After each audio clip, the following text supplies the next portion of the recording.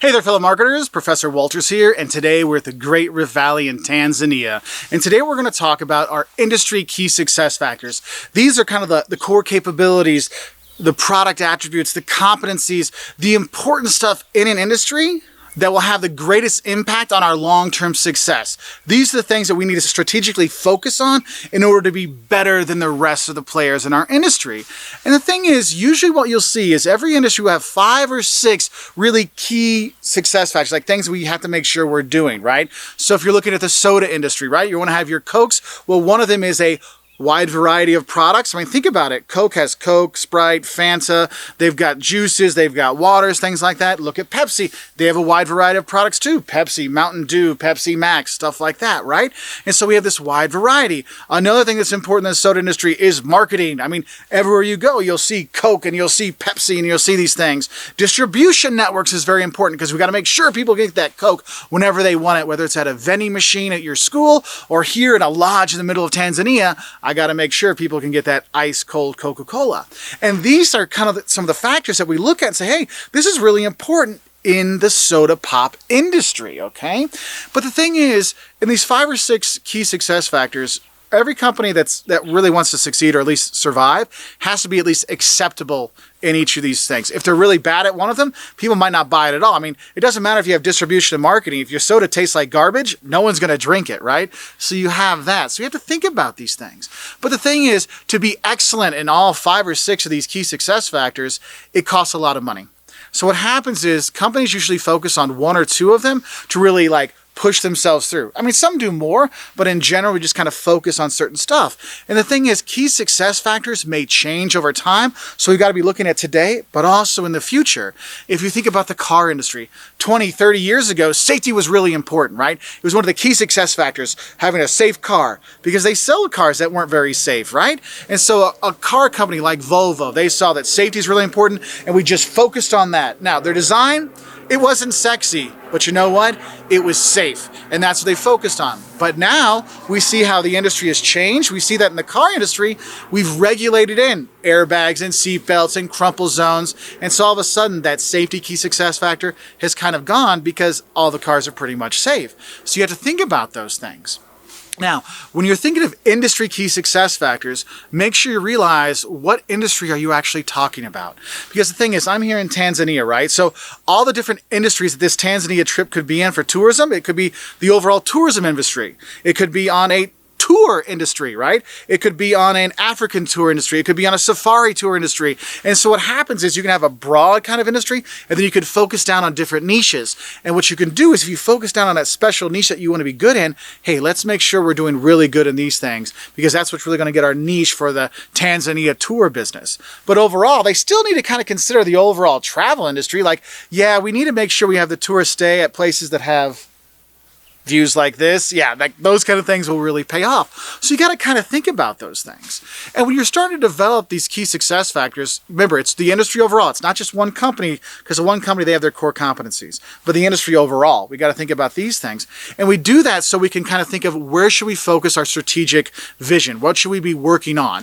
If we see that we're kind of lacking in one of these key success factors, we need to focus on some strategy to improve that. Okay? Now, when you're going to be making these key success factors, you need to ask yourself 3 questions. 1, what do customers want? Okay, so what do the customers really want from the product? What are they going to deliver? Who's the real customer? These kind of things. Second thing, how do we compete? How is competition in that market? Are they fighting tooth and nail? Are they getting along? What's it like? Do we have to go produce in different countries? What do we have to do? And the third thing that we call our death bells. Is there any kind of product attribute that would make people never want to buy that product again? For example, if there's rats in the restaurant, it doesn't matter how good the food is, you're going to go out of business, okay?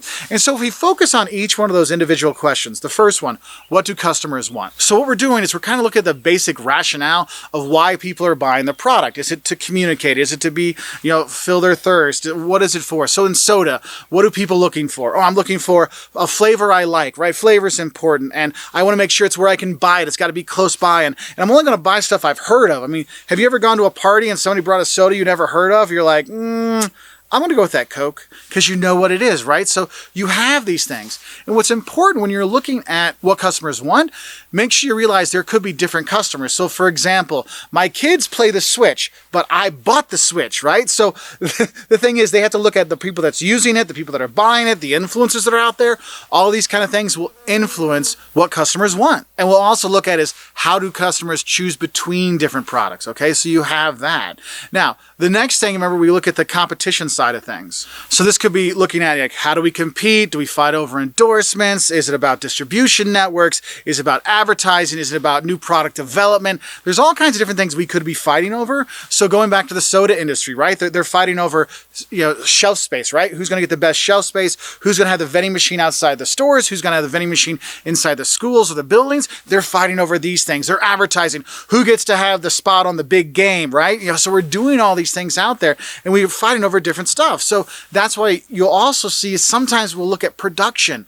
If you look at clothing, to survive in the clothing industry, low cost production is important. That's why you'll see a lot of clothes are made in China and Thailand where you have low cost labor so you can make it cheaper. Whereas in beer, well, one of the issues we have in beer and soda, it's really heavy, but we don't make a lot of money on it. So we need to have local distribution.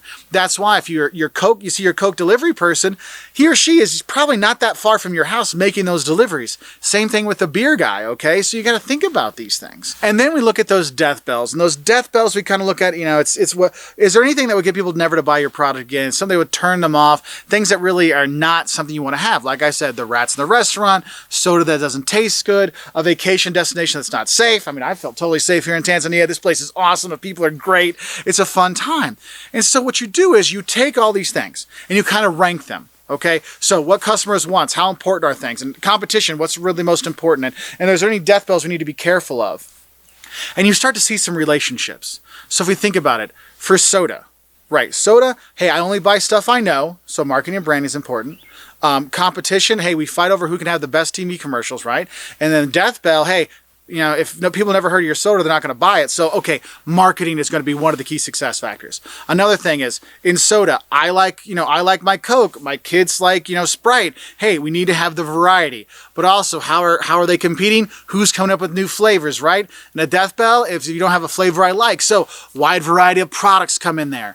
Then there's other things. You might look at, hey, I want to make sure I can get up my soda, but the distribution side of it's going to be another thing. Because if I can't buy the soda, hey, I can't buy it. It's gonna ruin it. So distribution would be another key success factor for the soda industry. And the thing is, these 5 or 6 key success factors or industry key success factors, they can be different for different people. It depends how you look at the industry. Okay, so what I kind of find, like when I grade exams that work on this, or I talk to clients about these things, I say, look, there's some that are definite, but when you get to the 5th or 6th one, it could really depend on what you're focusing on, what's more important to you. So do want to check those things out. So I hope this helps you know a bit more about key success factors, and I hope you did enjoy the view here in Tanzania. If you want to know more specific key success factors, I actually have another video that goes through like technology key success factors, manufacturing key success factors, general marketing key success factors. So if you're working on a project or you're trying to figure out where you should be focusing your business on, that can help you out too. Anyway, I'm going to head off and go see some lions and some water buffalo and some cool stuff here in Tanzania. You have a great time studying for your exam, or good luck improving your business and figure out those key success factors. We wish you all the best. And I'll say bye from here in Tanzania.